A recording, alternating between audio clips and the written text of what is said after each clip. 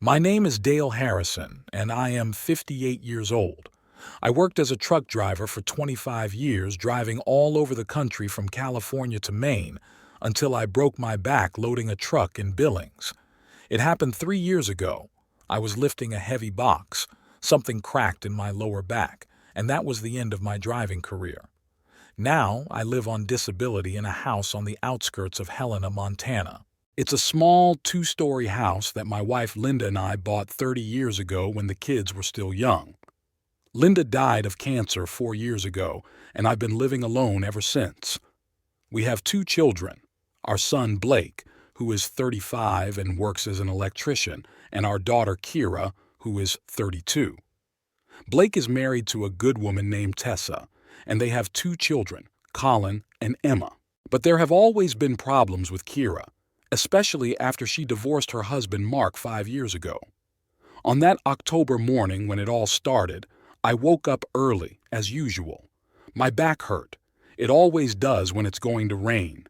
It was drizzling outside, and leaves were falling from the trees, covering the yard with a yellow carpet. I drank my coffee in the kitchen and watched the news on TV, the same old political squabbles and economic problems. Then I decided to visit my younger sister, Nora. She lived on the other side of town, in a small house next to the library where she had worked for 20 years. After her husband Jim died 6 months ago, Nora became very depressed, and I tried to visit her more often. Jim was a good man. He worked as a mechanic at a car repair shop and loved fishing and baseball. He had a heart attack suddenly, right at work. Nora was having a hard time coping with the loss. They had been married for 28 years and had no children. Nora met me on the porch with a cup of coffee in her hands. She was wearing Jim's old plaid robe, which was too big for her thin frame. Her hair was uncombed and she had dark circles under her eyes. She looked 10 years older than her 54. "Dale, I'm glad you came," she said quietly, her voice hoarse. "Come in. The coffee's fresh." We went into the kitchen. The house smelled musty and lonely. There were dirty dishes everywhere and empty cans on the table. It was clear that Nora hardly ever cooked and ate whatever she could find. "Nora, are you eating properly?" I asked, sitting down at the table. "What's the point of cooking for one?" She shrugged and poured me some coffee from an old enamel pot. I open a can of soup and I'm full. Outside, a light rain was falling, and the maple leaves in her yard were already yellow and falling. The yard was overgrown. Jim had always kept the lawn mowed, but now the grass was knee-high. Nora was silent for a long time, then sighed deeply. "You know, Dale, I thought I'd be used to it by now. It's been 6 months, but every morning I wake up and wait for Jim to bring me coffee in bed, like he always did. 30 years in a row, can you imagine? Every morning." I nodded. After Linda died, I also couldn't get used to the empty bed and the silence in the house for a long time. Even now, I sometimes turn over at night to hug her, and there's nothing there. "At least I can distract myself at the library," Nora continued, sipping her coffee. "People come in, I check out books, I keep the catalogs. But at home, the house feels like a stranger's. It's too big for one person. I even turn on the TV just for the noise. I sit there in the evening and the house is so quiet that my ears ring." She stood up and poured me some coffee. Her hands were shaking slightly. Her nerves were getting the better of her. "My neighbor, Mrs. Green, came by yesterday. She said she could hear me talking to myself. I hadn't even noticed. It turns out that I've been talking to Jim out loud. I tell him how my day went, what happened at the library. Is that normal?" "It's normal," I said. "After Linda died, I talked to her too, for 3 months at least. I asked her where she put the salt, complained about the weather. It'll pass." Nora sat back down and looked at me intently with her tired brown eyes. "How are the kids? Blake and Kira? I haven't seen them in a long time." "Blake's fine. He's got a lot of work, plenty of jobs. Electricians are in high demand right now. They're rewiring everywhere and building new houses. The kids are growing up, going to school. Tessa is a good wife. a good homemaker. But Kira, I paused, not knowing how to explain. I last saw her a month ago. She said she got a job as a cashier at the supermarket on Main Street. Nora sat back down and looked at me intently. She had the kind of look that people who have read a lot and seen a lot have. Dale, what's wrong with her? You're talking about Kira in a strange way. Did something happen? Nothing special. She's just complicated. She's been a mess since her divorce from Mark. She'd get a job, then quit. She'd rent an apartment, then move out. She was kind of unstable. I didn't tell my sister about Kira's drinking problem. Nora was already dealing with her own grief. Why burden her with mine?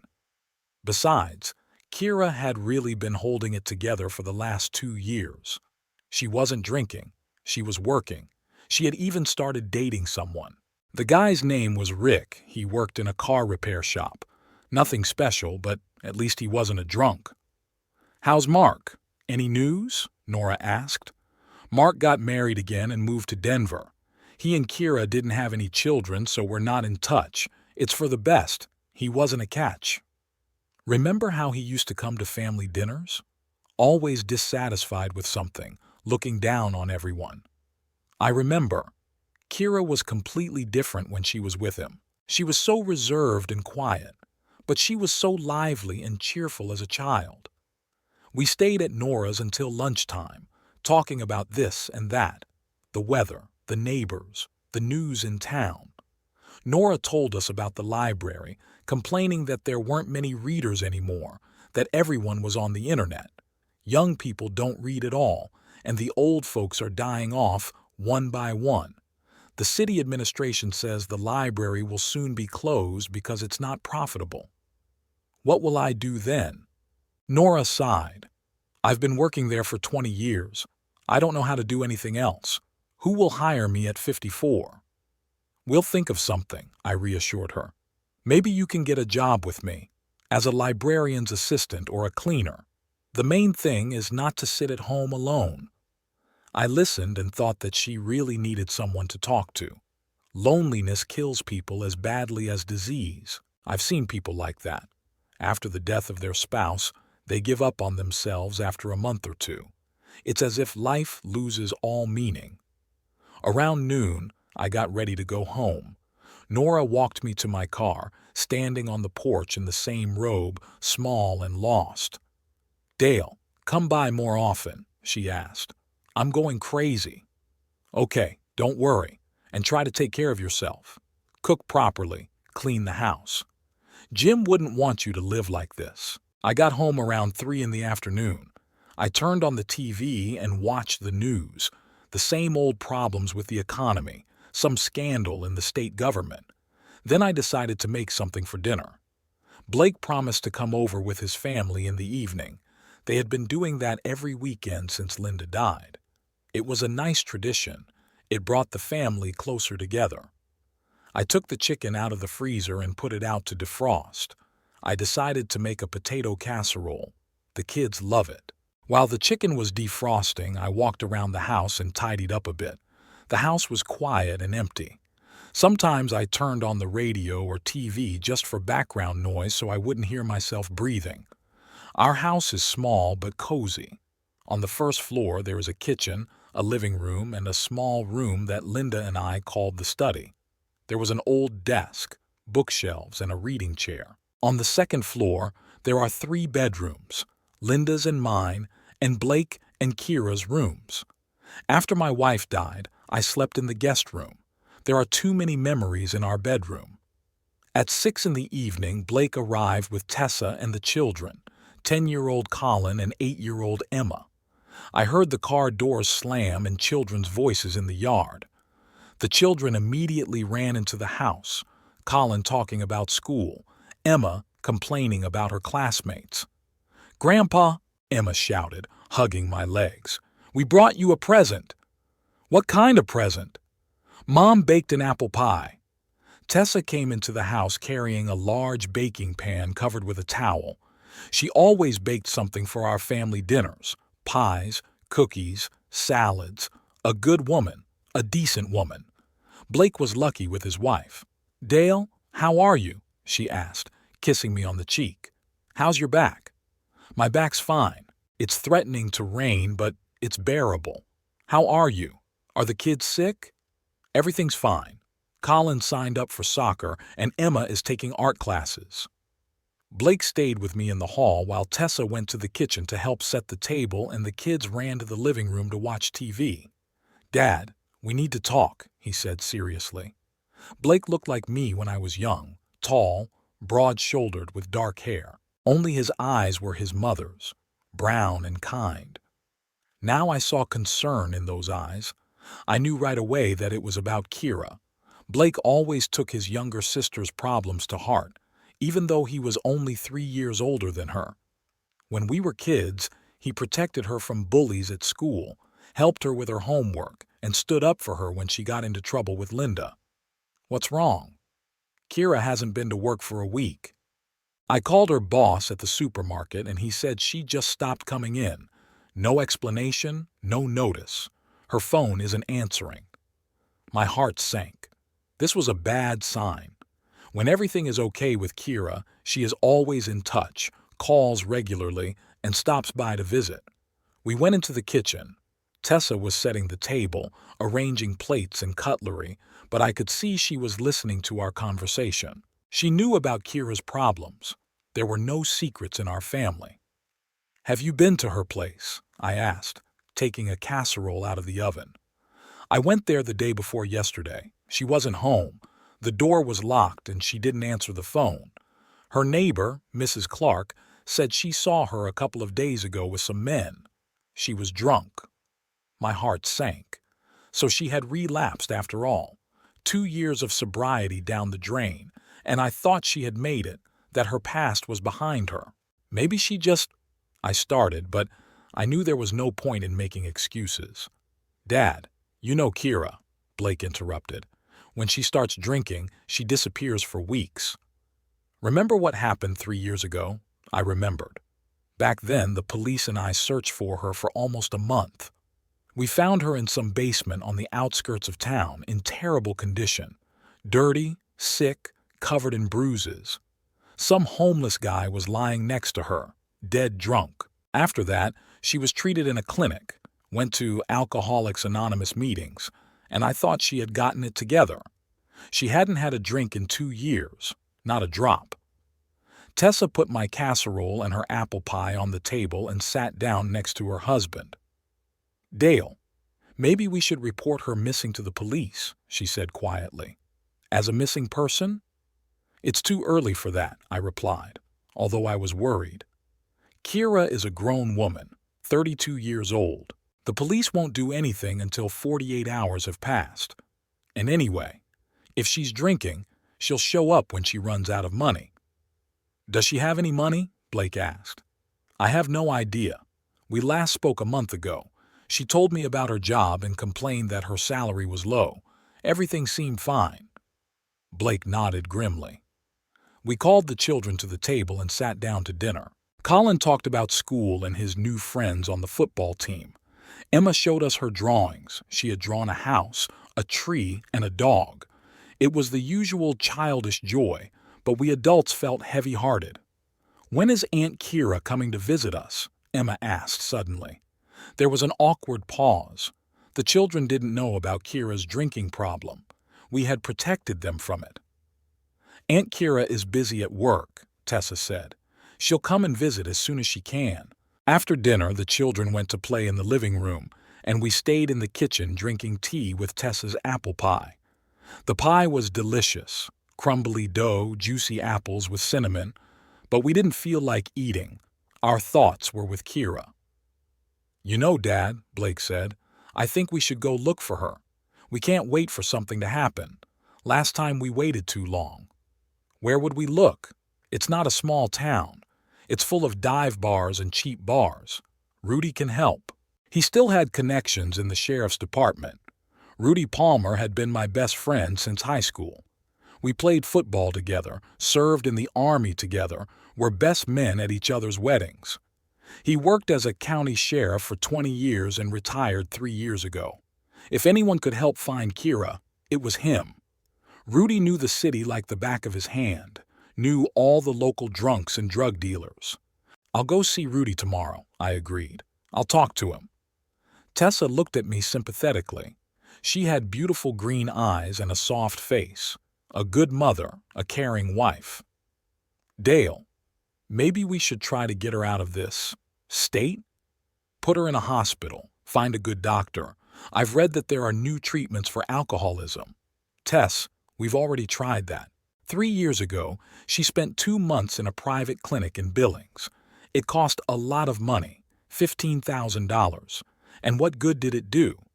She lasted 2 years and then went back to her old ways." "But 2 years is a good result," she insisted. "That means the treatment helped."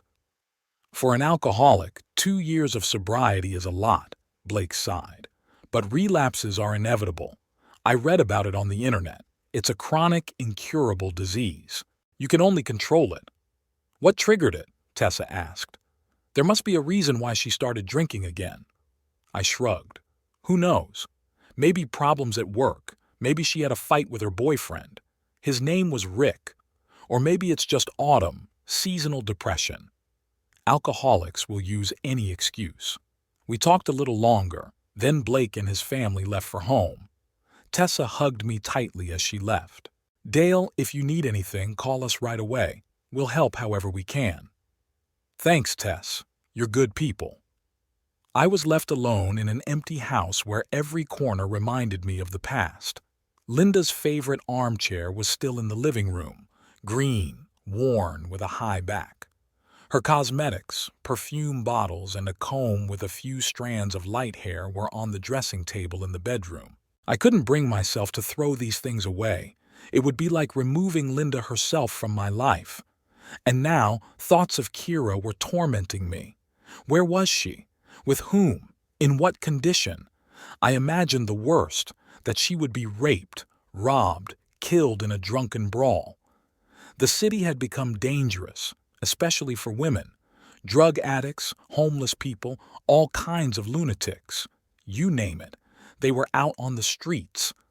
I turned on the TV, but couldn't concentrate on the programs. I flipped through the channels mechanically. News, commercials, some movie about war. My thoughts revolved around one thing: how to find Kira, how to help her, if it was even possible to help someone who didn't want help. I went to bed late, around midnight. I tossed and turned in bed for a long time, unable to sleep. Outside the window, the wind swayed the branches of an old oak tree that Linda and I had planted when we bought this house 30 years ago.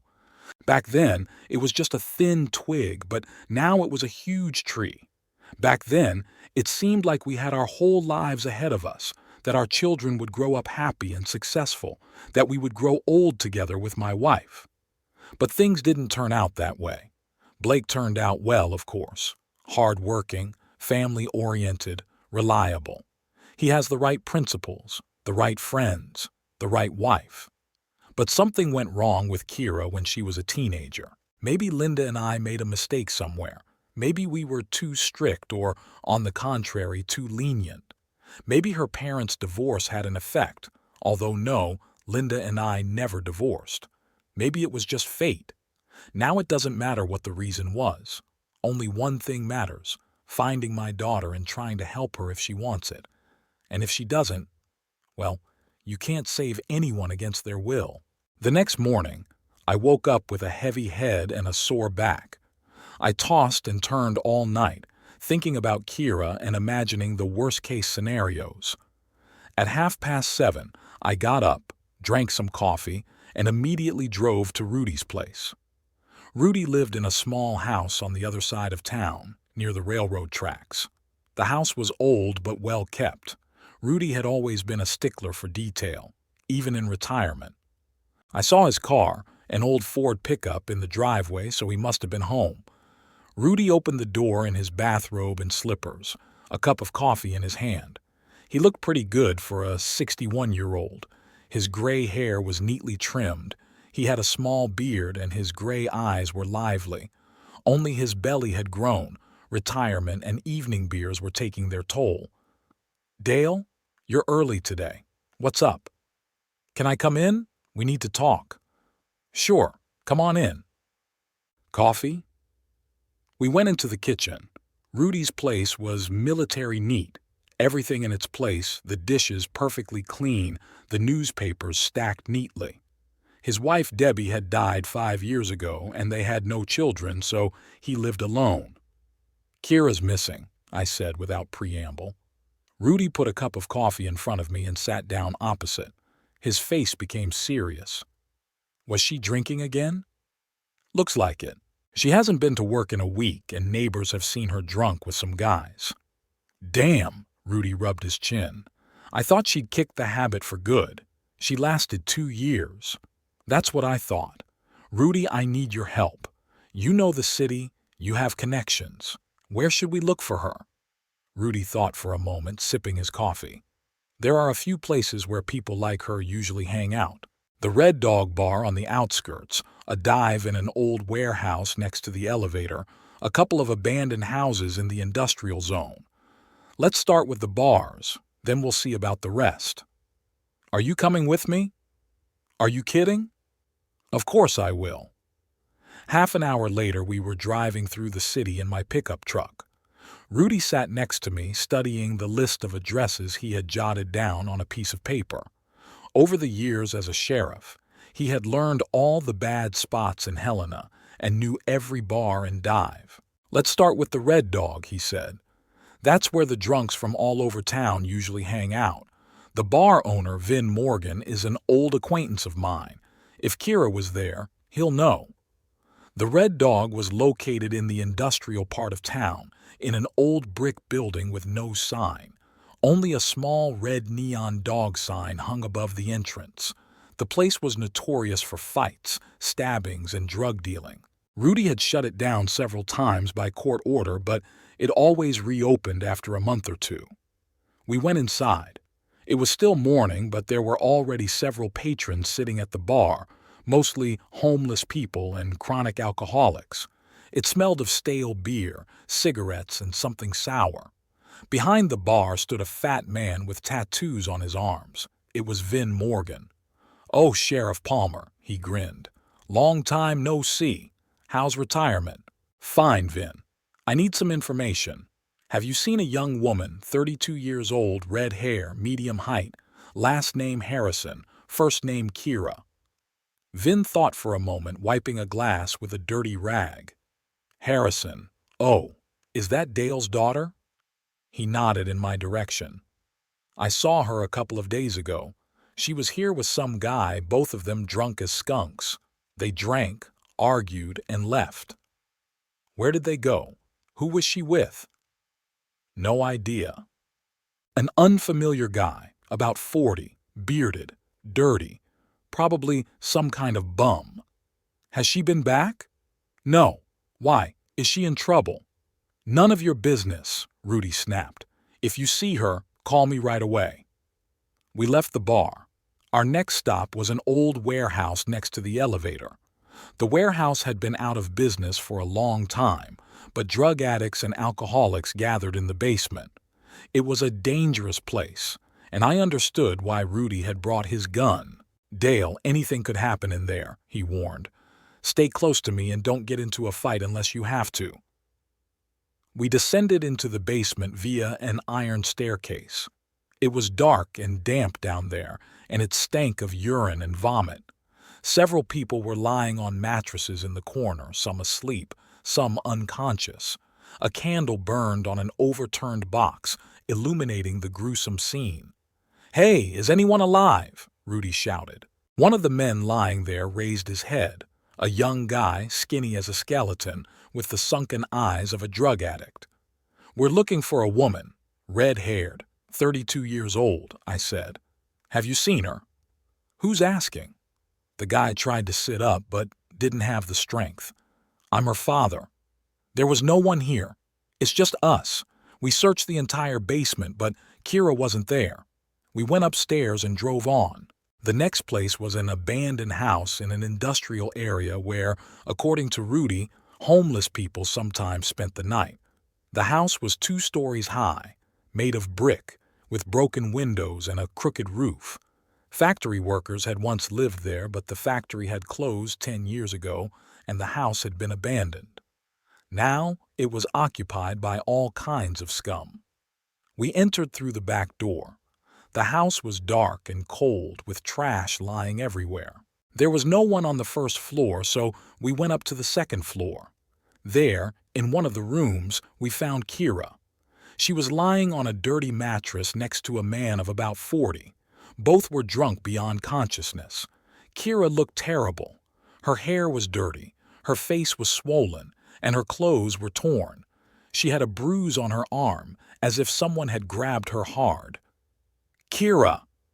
I ran up to her and tried to lift her up. She opened her eyes and looked at me with a cloudy gaze. "Dad? How did you get here?" "I'm taking you home. Get up." I tried to lift my daughter, but the man next to her suddenly grabbed my arm. "Hold it, man. She's mine now. I paid for her." The man was dirty, bearded, and reeked of alcohol. He had tattoos on his arms and a scar on his face from his temple to his chin. "Take your hands off her," I said, trying to sound calm. "She owes me money. She's not going anywhere until she pays me back." "How much does she owe you?" $100. I reached into my pocket for my wallet, but Rudy stopped me. "Dale, don't. It's a scam." The man got up from the mattress, staggered, but managed to stay on his feet. He was quite large, even though he was drunk. "Listen, old man, your daughter is staying here. Now she'll live with me?" That was the last straw. I punched him in the face as hard as I could. The man collapsed back onto the mattress, but immediately jumped up and came at me with his fists. A fight broke out. I hadn't forgotten how to fight, even though I wasn't young anymore. 25 years as a truck driver hadn't gone to waste. I had to settle fights in bars and deal with dock workers. But my back hurt, and I wasn't getting any younger. The man was stronger than he looked. He hit me several times in the ribs and once in the jaw. But Rudy didn't stand by. He came up behind him and hit him on the head with a police baton. The man fell unconscious. "Get up," said Rudy. "Let's get Kira and get out of here." We lifted our daughter off the mattress. She was semi-conscious and could barely stand. We had to carry her to the car. Kira was mumbling something incoherent, her head lolling like a rag doll's. "Should we take her to the hospital?" Rudy asked when we sat her in the back seat. "No, take her home. They'll ask questions at the hospital and might call the police. I'll take care of her at home." "Dale, she might have alcohol poisoning. Or she might have taken drugs. We'll see when we get home. If she's really bad, then we'll go to the hospital.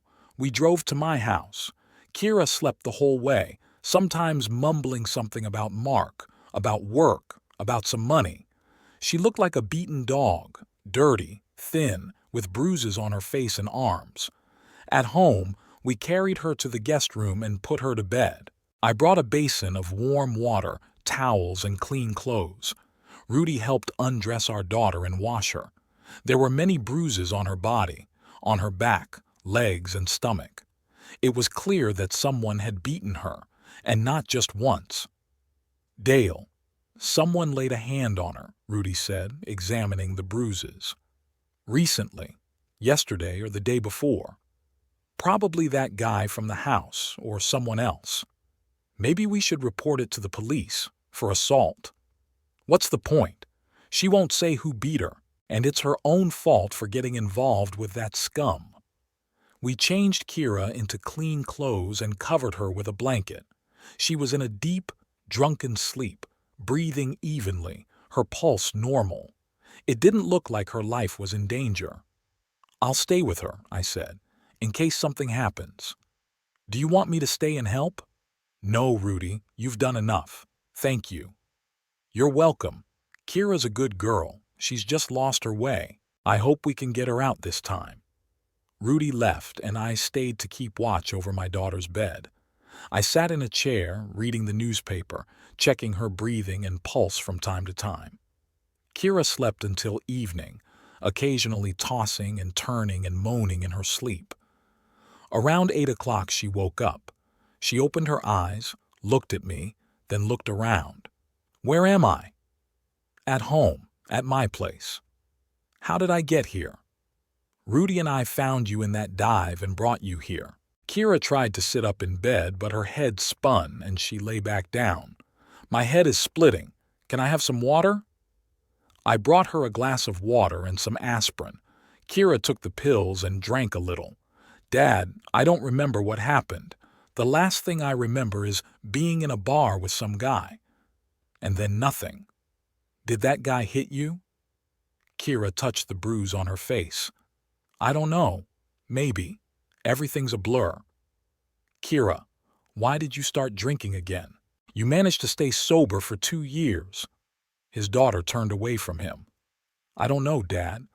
I'm just tired of everything. My job sucks. I don't make any money. I don't have any friends. I met Rick at the bar and we had a few drinks to cheer ourselves up. Then I couldn't stop. Where is Rick now? I have no idea. Probably at his place. He's a good guy, just likes to drink too. I didn't argue. I knew that in her condition she wouldn't understand anything anyway. I had to wait until she sobered up completely and then have a serious talk with her. Get some rest. We'll talk tomorrow. Dad, I'm hungry. I'll bring you some soup. I heated up some chicken soup and brought it to my daughter in bed. She ate slowly with difficulty, her hands shaking. It was clear that her body was severely exhausted. How many days have you not eaten properly? I don't remember. 3 days, probably. Or 4. After dinner, Kira fell asleep again. I sat there for a while, thinking about what to do next.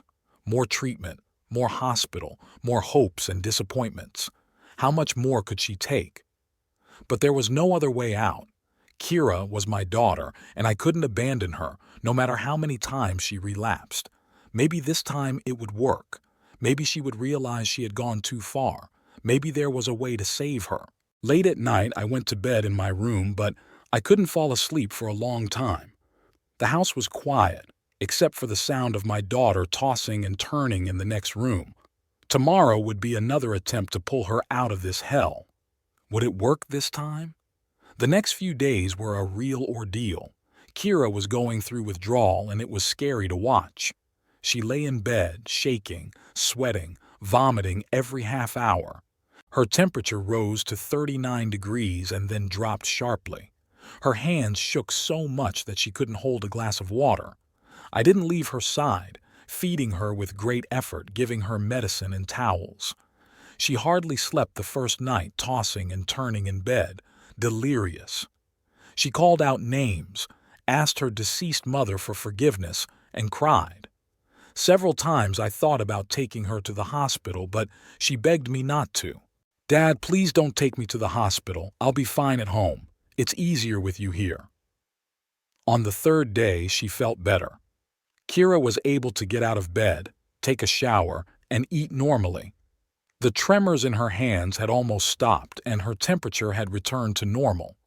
She sat in the kitchen in an old robe, sipping tea. How are you feeling? I asked. Better.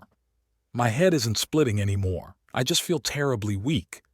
That will pass. The main thing is not to drink anymore. Kira nodded, but there was such longing in her eyes that my heart ached. Blake arrived that same day. I had called him every day to tell him how Kira was doing. He was worried and wanted to come earlier, but I asked him to wait until the acute phase had passed. Blake entered the house with a serious expression on his face. Kira was sitting on the sofa in the living room, wrapped in a blanket. She looked better than she had 3 days ago, but she was still pale and thin. Hi, Kira, he said, sitting down next to her. Hi, Blake. I'm sorry you're worried about me. Don't apologize. The main thing is that you're alive and home. I made some coffee and we sat down at the kitchen table. Blake was silent for a long time, then looked at his sister. Kira, what happened?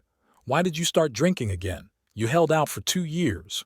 Kira wrapped her arms around her teacup and stared at the table. I don't know, Blake. It's just everything. My boss was bullying me at work. My pay was late. Rick, we had a fight. He said I was boring, that I wasn't interesting when I was sober. And then it's autumn. It's raining. I went out to a bar one night and ran into some old friends. I decided to have a glass of wine just to cheer myself up. And then, I don't remember how it started. One glass, Blake shook his head. Kira, you know there's no such thing as one glass for you. Either don't drink at all or go on a binge. I know, she wiped her eyes with the sleeve of her robe. I thought I could control it. 2 years have passed. It seemed like the disease had receded. Alcoholism doesn't recede. It just lies dormant, then rears its ugly head again. You know that. I listened to their conversation and thought about how many times we had discussed this. After every relapse, it was the same words, the same promises. But what could I do? I couldn't abandon my daughter, but it was becoming increasingly difficult to believe her. Blake, I understand that you don't believe me, Kira said, and I don't blame you, but this time it's different. I saw where I ended up, that dive, those people. I don't want to go back there. Kira, you said that 3 years ago. After rehab, you swore you'd never drink again. But I didn't drink for 2 years. And then what? You ended up relapsing. There was a heavy pause. Kira cried quietly. Blake stared out the window and I remained silent. What could I say? My brother was right. An alcoholic's promises are worthless. Maybe you should go back to the clinic, Blake suggested. At least you'll be under medical supervision there. No, Kira shook her head. We'll waste my dad's money and it won't do any good. Last time at the clinic, they just pumped me full of chemicals and didn't solve any problems. I can do it myself, with your help. What about your job? I asked. You got fired. I got fired. I'll have to find a new one. All right, we'll help you, Blake said. But there's one condition. No alcohol. None. And if you slip up again, we won't help you anymore. I understand. After Blake left, Kira and I were alone. She sat on the sofa while I read the newspaper. The house was quiet and peaceful. For the first time in a long time, I felt that my daughter was there, alive and well. Dad? Kira said suddenly. What?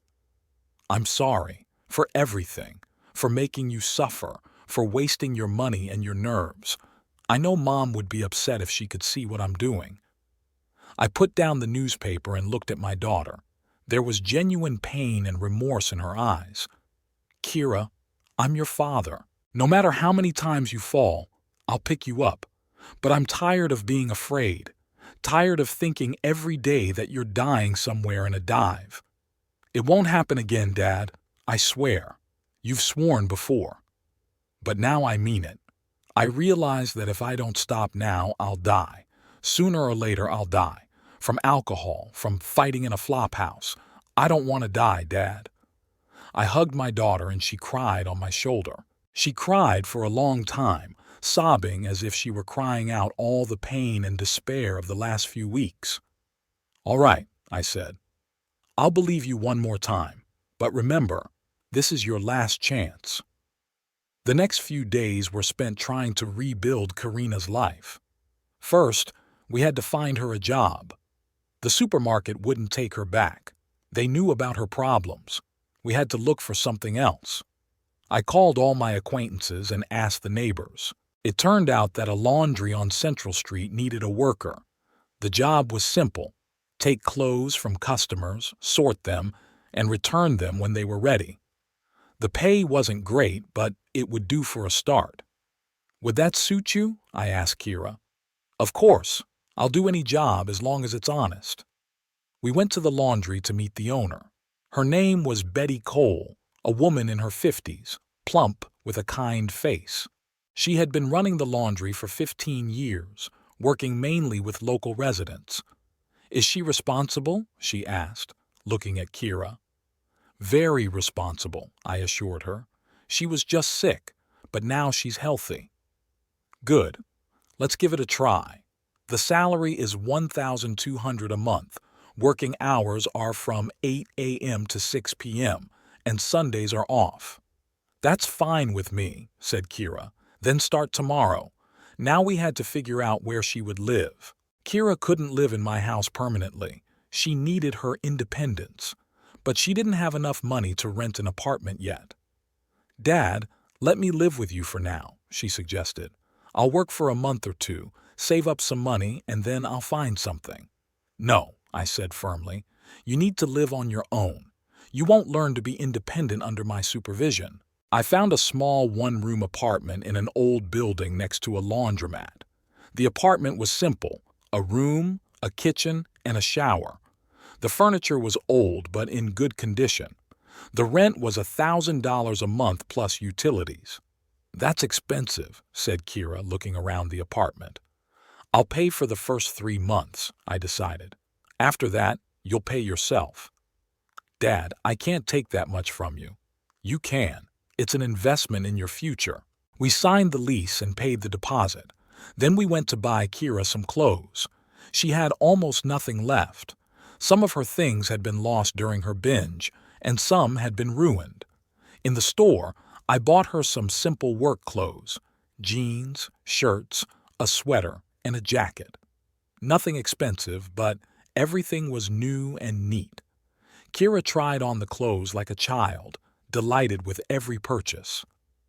"Dad, thank you for everything," she said in the fitting room. "I don't know how to repay you. Don't drink, and that's enough." We also bought groceries, bedding, and dishes. By evening, the apartment was ready to move into. It was simple but clean and cozy. "There you go. Now you have a home," I said, standing in the doorway. "I have a chance," Kira corrected me, "a chance to start over." On her first day of work, I drove her to the laundromat. Kira was nervous, but tried not to show it. Betty greeted her warmly and showed her what to do. The work turned out to be easy, but it required attention and care. In the evening, I stopped by to pick up my daughter. "How's it going?" I asked. "Fine. Betty is a nice woman, very patient. She showed me everything I need to know. Tomorrow, I'll be working on my own." "Are there many customers?" "Quite a few. Mostly local residents, elderly people. They bring blankets and quilts that can't be washed at home." I drove Kira home and helped her carry the grocery bags. "Will you be okay?" "Yes, Dad. I'm not a little girl anymore. If you need anything, call me right away." "Okay." The next 2 weeks passed quietly. Kira went to work and called me in the evenings to tell me how things were going. Betty was happy with her new employee. Kira turned out to be punctual and hardworking. On weekends, my daughter came to my place for lunch. We cooked together, watched TV, and talked. She looked better. Her cheeks were rosy, her eyes were clear, and her hands had stopped shaking. "How's the apartment?" I asked. "Everything's fine. The neighbors are quiet, it's warm, and there's hot water. What else do you need?" "Don't you ever feel lonely?" "Sometimes, but better alone than in bad company." I was proud of my daughter. It seemed that this time everything was working out. A job, an apartment, a normal life. Maybe the worst was behind her. A month later, Kira received her first paycheck. She came to me that same day, happy and excited. "Dad, look." She showed me an envelope with money. "I earned this myself. Honestly. Well done. Now you're an independent woman. Dad, take half. For the apartment, for clothes, for everything." "No, don't. Spend it on yourself. Buy something for the house, something nice. Then I'll make you dinner, at my place. Come over tomorrow evening." The next day, I went to visit Kira. She had cooked roast chicken with potatoes and salad and baked an apple pie. The apartment was clean and cozy with potted flowers everywhere. "Where did you get the flowers?" I asked. "I bought them at the market. I want my home to be beautiful." We had dinner by candlelight and talked about work and our plans for the future. Kira told me about her customers at the laundry and laughed about funny incidents. For the first time in a long time, she looked truly happy. "You know, Dad," she said over tea, "I've realized something. Happiness isn't in alcohol. Happiness is in simple things, in work, in home, in the love of those close to you." "You're right. I won't drink anymore, not a drop. I promise you." "I believe you," I said, although deep down I had my doubts. But for now, everything was going well. Kira was working, paying her rent, and living a normal life. The first month of her independent life passed without any setbacks. Maybe this time it would really work out. 2 months passed quickly and peacefully. Kira worked at the laundromat, paid her rent on time, and called me regularly. She came to visit on weekends, we cooked dinner, watched TV, and talked about everyday things. She looked healthy and happy, had gained some weight, and her eyes were clear. I was starting to believe that this time everything had worked out. Betty from the laundry praised Kira, saying that she was a responsible worker, the customers loved her, and there were no problems. She even raised her salary a little to $1,400. Kira was happy and planned to save up and buy a car. "Dad, can you believe I haven't had a drink in 6 months?" she said one Sunday as we sat in the kitchen drinking tea. "I think I've finally done it." "Don't say finally," I said cautiously. "Just keep it up." "You still don't believe me?" "I do, but I know that alcoholism is a tricky disease. It can lie dormant for years and then reappear." "That won't happen to me. I've seen where it leads. Never again." I nodded, though deep down I remained cautious. I had heard those words too many times. Blake also became calmer. At first he called me every week, asking about Kira and talking to her himself. Gradually, his anxiety subsided and he stopped constantly monitoring his sister. "Maybe she really is sober," he said one day. "People do pull themselves together sometimes." "Maybe," I agreed, not wanting to spoil his optimism. In mid-November, my birthday was approaching, the 23rd. I was turning 59. Blake suggested celebrating at my house, inviting relatives and friends. "Dad, it's been a long time since we've had a proper family celebration. Kira is healthy now. We can all get together." "All right," I agreed. "But nothing fancy, just a simple dinner." We decided to invite Blake and his family, my sister Nora, Rudy, and his new girlfriend Carol, whom he met at the Senior Citizens Club. Kira was supposed to come too. I wanted to invite her officially so she would feel like part of the family. On Friday, November 21st, I decided to stop by my daughter's place after work and invite her to the birthday party in person. I could have called, but I wanted to see her, see how she was living. The last time I had visited her was a month ago. It was around 7 in the evening when I pulled up to her house. The old 4-story building looked gloomy in the evening light of the street lamps. Kira lived on the second floor. As I climbed the stairs, I heard loud music coming from her apartment. This surprised me. Kira never listened to music that loud, and the neighbors wouldn't have tolerated it. I knocked on the door. The music stopped, and I heard footsteps and voices. "Who's there?" Kira's voice sounded strange, hoarse. "It's me, Dad." There was a long pause. Then the door opened, and I saw my daughter. She was drunk. Her eyes were cloudy, her face was red, and her hair was disheveled. She was wearing a dirty t-shirt and jeans. "Dad, why are you here?" "I wanted to invite you to my birthday party," I said, feeling my heart sink. Behind Kira, I saw the apartment. There were bottles on the table, vodka, beer, wine, cigarette butts, empty cans, and food scraps were scattered everywhere. 3 men I didn't know were sitting on the couch. They were all drunk and looking at me with curiosity and aggression. "Kira, what's going on?" I asked quietly. "Nothing special. Some friends came over to celebrate." "Celebrate what?" "Just Friday." I entered the apartment without waiting to be invited in. The 3 men got up from the sofa. One was about 40 with a beard and tattoos on his arms. The second was younger, thin, with metal teeth. The third was older than the others, fat, bald, in a dirty shirt. "Who's this we have here?" asked the bearded man, swaying on his feet. "This is my father," said Kira. "Oh, Daddy," laughed the skinny one. "Kira, you didn't say your dad was so serious." "Go away," I said. looking at them. "Excuse me?" The bearded one took a step toward me. I said, "Get out of my daughter's apartment." "Your daughter invited us. We're guests." "Kira," I turned to my daughter, "explain to me what's going on." She avoided my gaze, fidgeting with the hem of her t-shirt. "Dad, don't make a mountain out of a molehill. We just had a few drinks." "A few?" I pointed to the table. "There are 3 bottles of vodka." "Okay, we drank a lot, but that doesn't mean I'm drinking again. I just let loose once." "Once? Kira, you know there's no such thing as once for you." The fat man belched loudly and said, "Hey, old man, don't bother the girl. She's an adult. She can decide for herself what to do." "Shut up," I said without turning to him. "What?" He stood up, staggering. "Dad, please don't make a scene," Kira begged. "The guys will be leaving soon." "What scandal?" laughed the bearded man. "We're sitting here peacefully, not bothering anyone, and here comes this old man telling everyone what to do." I took out my phone and started dialing Rudy's number. "What are you doing?" asked Kira.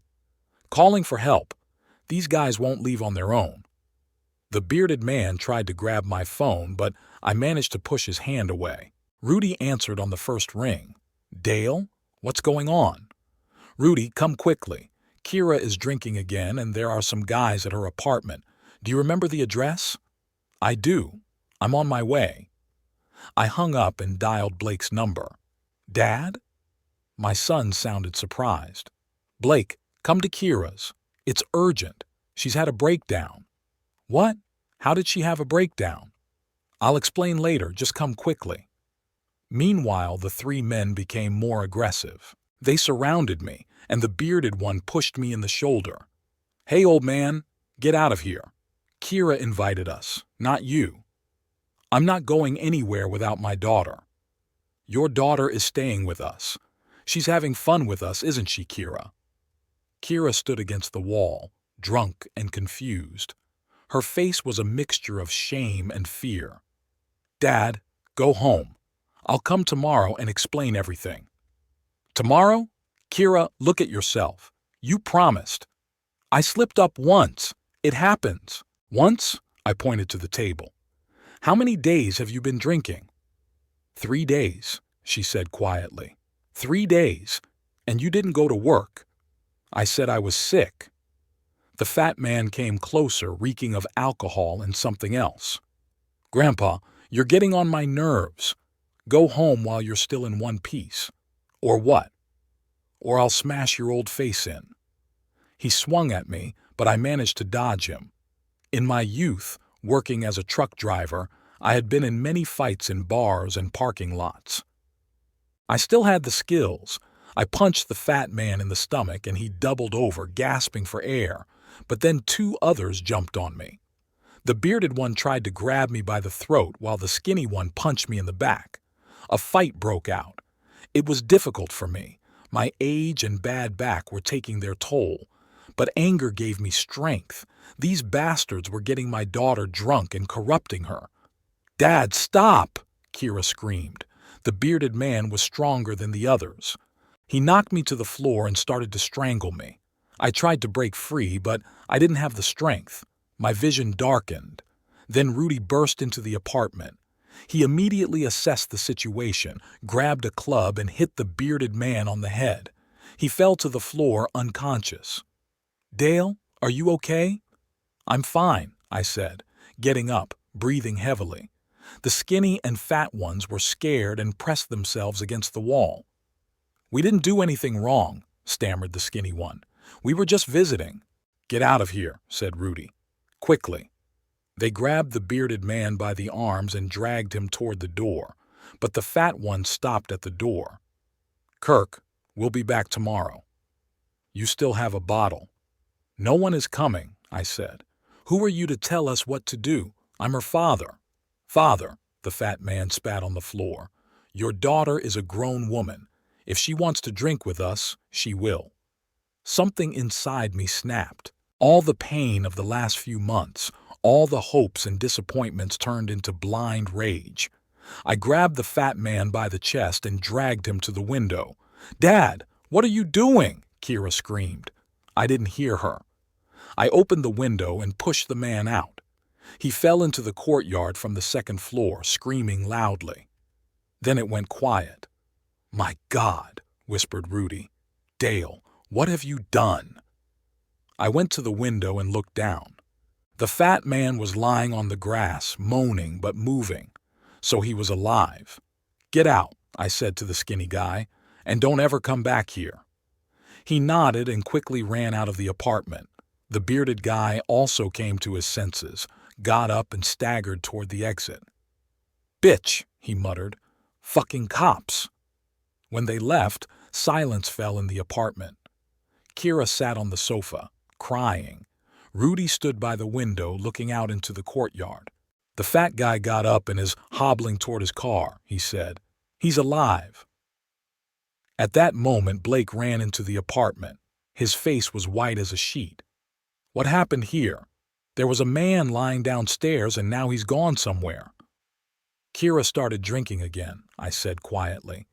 "She's been drinking with those thugs for 3 days." Blake looked at his sister, then at the trashed apartment, the overturned table, broken bottles, blood on the floor. "Kira, what are you doing?" "Blake, I didn't mean to. I just ran into some old friends and they asked me to have a drink. I thought I could control it." "Control it?" Blake sat down next to her. "Kira, look at yourself. Look at what you've done." "I know. I understand everything. But I can't stop," she cried, rocking back and forth. She looked pathetic, dirty, drunk, broken. I sat down in a chair, feeling the strength drain out of me. All my anger was gone, leaving only endless fatigue. "Why, Kira?" I asked. "Why are you doing this?" "I don't know, Dad. Honestly, I don't know. Everything was fine. My job, my apartment. And then I met Danny, the bearded guy. He said he missed me and asked me out for a drink. I refused, but he insisted. He said 1 glass of beer wouldn't hurt." "1 glass," Blake repeated bitterly. "And where was that 1 glass?" "Then he brought his friends. He said they had some good vodka. I tried to kick them out, but they wouldn't leave. And then I wanted to drink myself. I wanted to forget." "Forget what?" "Everything. My job at this stupid laundry, my loneliness, the fact that my life has passed me by." Kira stood up, staggered, and grabbed the wall. "I'm 32 years old, and what do I have? A job that pays peanuts, a rented apartment, no one around. All my friends are either married, drunk, or dead. And me? Am I going to wash other people's sheets until I'm old?" "You could have found another job, gone to school, met a nice man," Blake said. "What would I study? With what money? And good people don't want to get involved with an alcoholic." "You're not an alcoholic if you don't drink." "I'm always an alcoholic, even when I don't drink. It's a disease that never goes away." She started crying again and fell onto the sofa. I went over to her and sat down next to her. "Kira, my daughter," I hugged her shoulders. "Why didn't you tell me you were feeling bad? We could have figured something out." "What would you have done? Given me more money? Believe my promises again? I'm always ready to help you. But you can't live for me. You can't make me happy." I didn't know what to say. She was right. No one can make another person happy. "Kira," said Rudy, who had been silent until then, "what if we try again? Find a good clinic, new doctors." "What's the point? I've already been treated. It helped for 2 years, and then it was the same thing all over again." "But 2 years is a long time. That means the treatment works." And then another relapse, and another, until I die. There was a heavy pause. No one knew what to say. The room smelled of alcohol and tobacco, and trash was scattered everywhere. "Okay," I said, getting up. "The main thing now is to get you to your senses. Rudy, help me get her to the car." "Where are we taking her?" Blake asked. "To my place. She'll be safe there." "No, Dad," Kira protested weakly. "I can manage." "You've already managed. Now it's my turn." We lifted Kira off the couch. She was so drunk she could barely stand. Rudy supported her on one side and I on the other. "What about the apartment?" Blake asked. "We'll clean it up tomorrow," I said. "Right now, the main thing is to get her out of here." We went down to the courtyard. There were traces of blood on the grass. Apparently the fat man had really hit himself when he fell, but he could walk, so it couldn't be anything serious. We put Kira in my car, and Blake sat next to her. Rudy followed in his pickup truck. On the way home, Kira tried to get out of the car several times. "Dad, stop, I feel sick." "Hang in there, we'll be home soon." "I don't want to go home, I want to go to Danny's." "Danny's getting you drunk." "Danny understands me, you don't." "What don't we understand?" "That I'm hopeless, that I can't be saved." "Don't say that," Blake pleaded. "It's true. I'm an alcoholic and I always will be, no matter how many times I've been treated." At home, we put Kira in the same guest room where she had been lying 2 months ago. We took off her dirty clothes, washed her, and dressed her in clean ones. She was semi-conscious, barely responding to our actions. "She'll sleep until morning," said Rudy, "and tomorrow the withdrawal will begin." "I'm ready," I said. "We've been through this before." Blake sat in the kitchen, gloomy and depressed. "Dad, I can't do this anymore. How long can this go on? She's killing us with her drinking. She's my daughter and my sister. But I'm tired. Tired of being afraid she'll die. Tired of believing her promises." "What do you suggest?" "I don't know. Maybe let her live the way she wants? Maybe we're just getting in her way by trying to save her? Blake, she'll die without our help." "And with our help? Another relapse, another treatment, more hope, more disappointment. It's a vicious circle." I understood my son.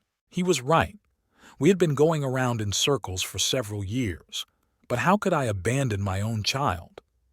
"All right," I said. "We'll talk tomorrow, when she sobers up."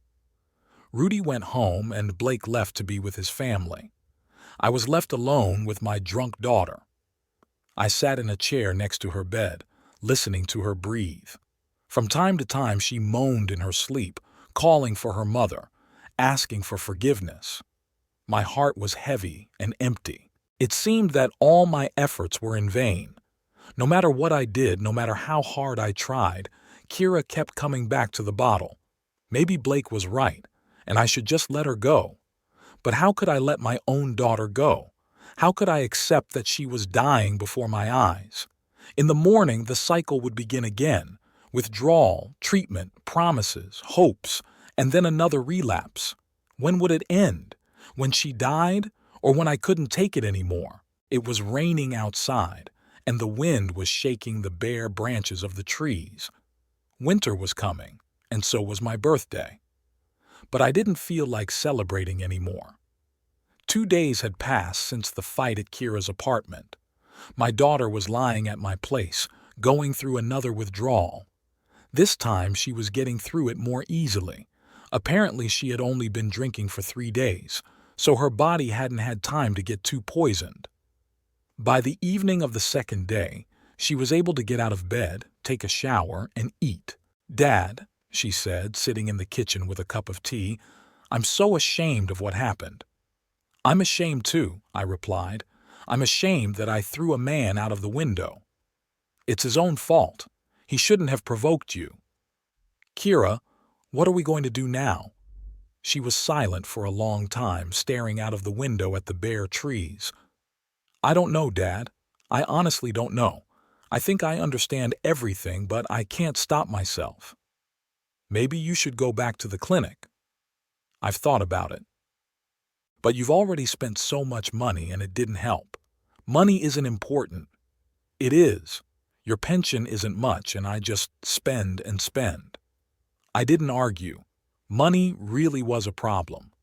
3 years ago, I had spent $15,000 on treatment at a private clinic, almost all my savings. I didn't have that kind of money now. "All right," I said.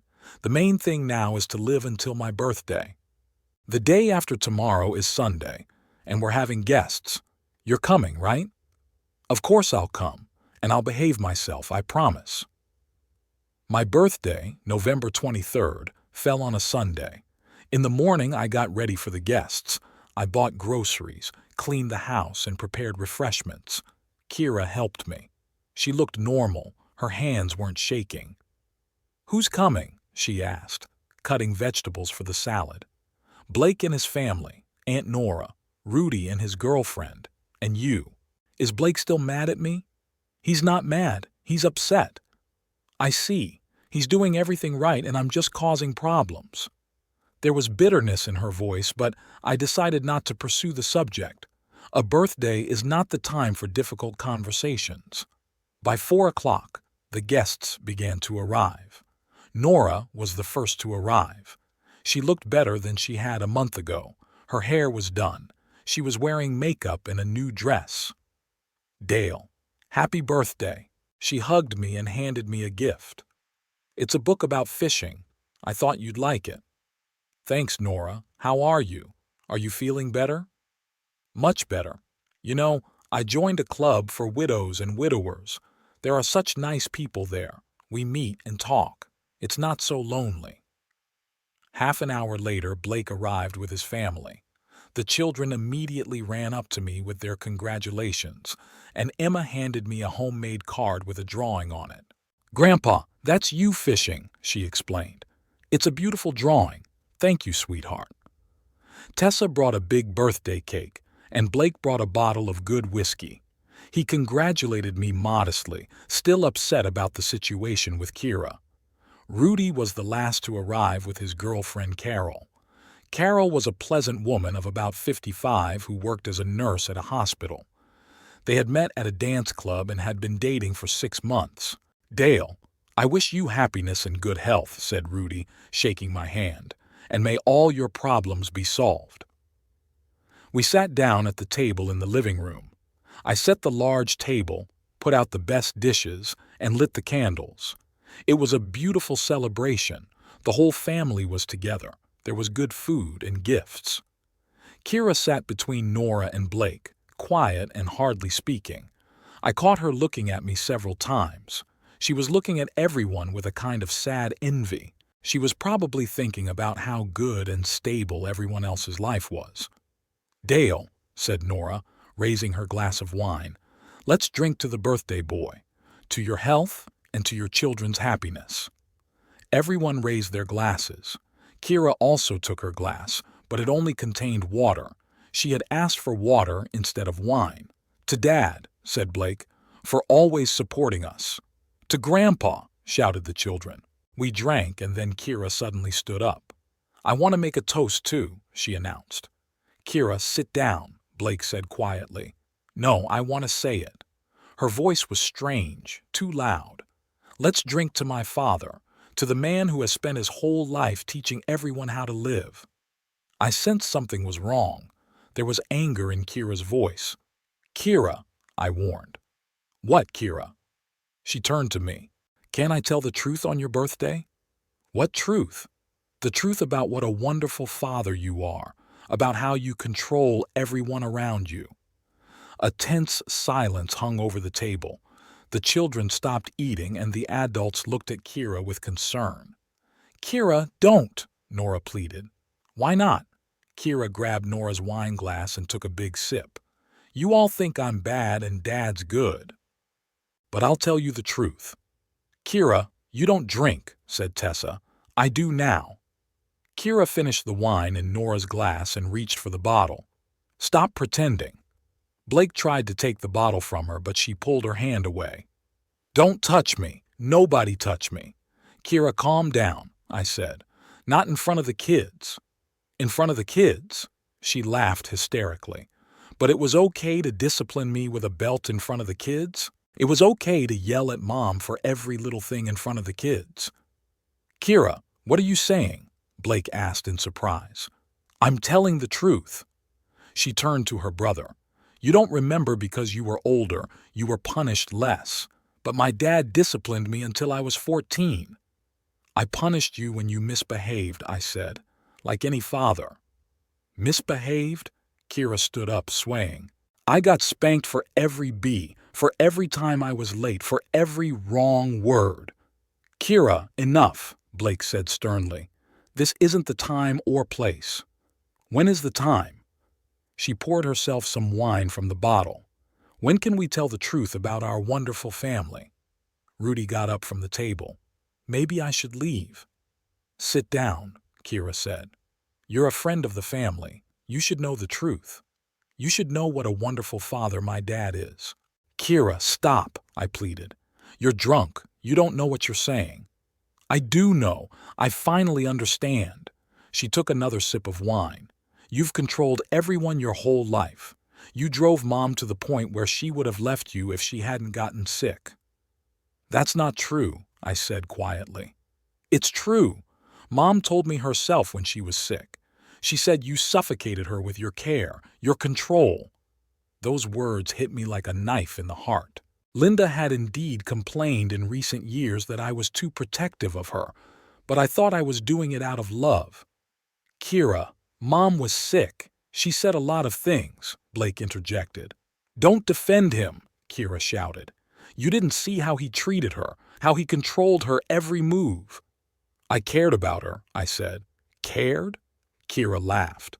You smothered her with your care, and now you're smothering me. You meddle in my life, decide who I should be friends with, where I should work, how I should live. I'm helping you, I argued. Helping? She moved closer to me. You control me, just like you controlled Mom, just like you controlled us when we were kids. Kira, you're wrong, Nora said. Dale is a good father. Good? Kira turned to her aunt. Aunt Nora, do you remember how he yelled at Uncle Jim for drinking beer? Jim drank too much, Nora said uncertainly. Everyone drank too much. Everyone was wrong. Only Dad knew how to live. The children sat with frightened faces, and Tessa hugged them, trying to protect them from the argument. Kira, calm down, said Rudy. You're upsetting everyone. Who upset me? She shouted. Who made me an alcoholic? You did, I said. No one forced you to drink. You did. With your control, your lectures. She came very close. Do you know what my mother said to me before she died? What? She said, don't let your father control you. Live your own life. Mom didn't say that, Blake objected. She did. You weren't there. You were at work. Kira grabbed her glass. Now listen, all of you. Enough of putting up with this tyrant. She swung her arm and poured the wine in my face. Red wine ran down my face and stained my shirt. Stop complaining about everyone and meddling in other people's lives, she shouted. Everyone sat in shock. No one moved. No one said a word. The children were crying, and Tessa held them close. I wiped my face with a napkin and got up from the table. I'm sorry, I said to the guests. The party's over. I left the living room and went up to my room. I sat down on the bed and stared at the wall. I could hear voices downstairs. The guests were calming Kira down and getting ready to leave. Half an hour later, the house was silent. Kira had apparently left with everyone else. I didn't care. I sat in my room for a long time thinking about my daughter's words. Maybe she was right. Maybe I really was too controlling of my family. Linda sometimes complained that I didn't give her any space, but I thought I was just looking out for her. Late in the evening, there was a knock on my door. Blake entered. Dad, how are you? I'm fine. Kira left. She said she's never coming back. Let her go. Dad, don't take her words to heart. She was drunk. She didn't know what she was saying. Maybe she knew exactly what she was saying. What do you mean? Maybe I really do control everyone. I drove your mother away. I nag you with my advice. I try to change Kira. Dad, you care about us. That's normal. Normal? I looked at my son. Then why is Kira drinking herself to death?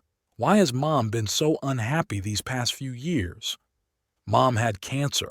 Of course she was unhappy. Not just because of the cancer, Blake. Kira's right. I was too controlling.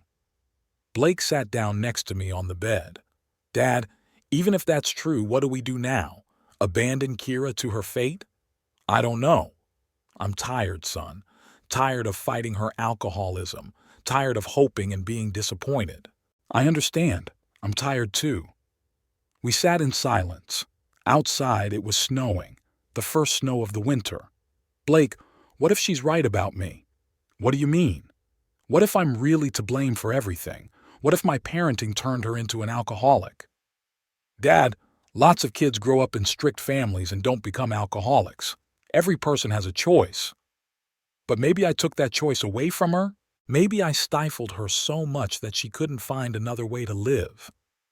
Blake didn't answer. Apparently, he had doubts too. The next morning, on Monday, I made my decision.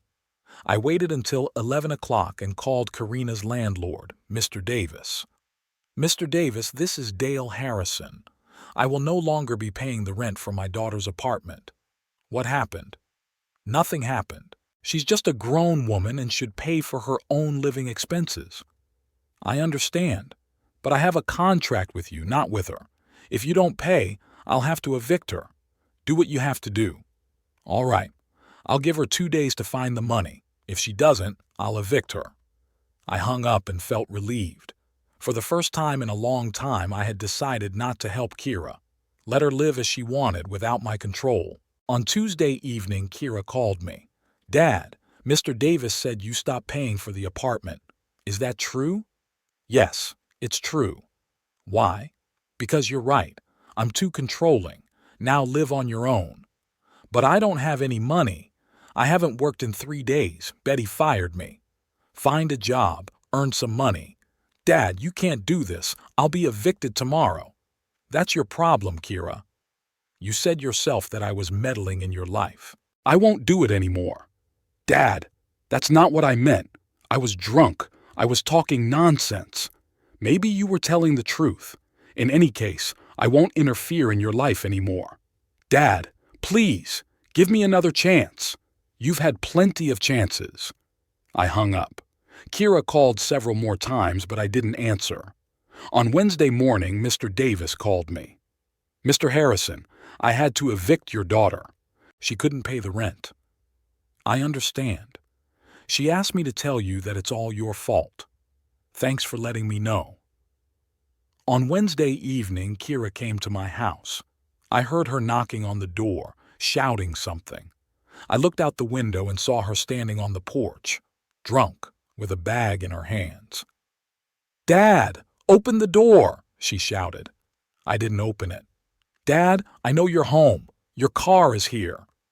I sat in the living room listening to her screams. My heart was breaking, but I didn't move.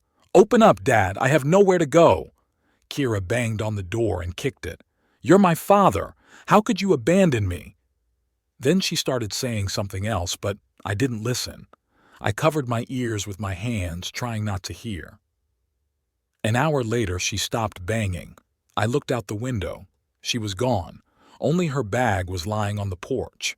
I went out and picked up the bag. Inside were dirty clothes, an empty bottle, and some pieces of paper. On one piece of paper was written in uneven handwriting, Dad, I'm sorry, I love you. I took the note and went back into the house. I held it in my hands for a long time, reading it over and over again. Then I tore it up and threw it away. I didn't sleep all night thinking about Kira. Where was she? With whom? In what condition? But in the morning, I still didn't answer the phone when she called. I made a decision and I would stick to it. No more control, no more help. Let Kira live her life, whatever it may be.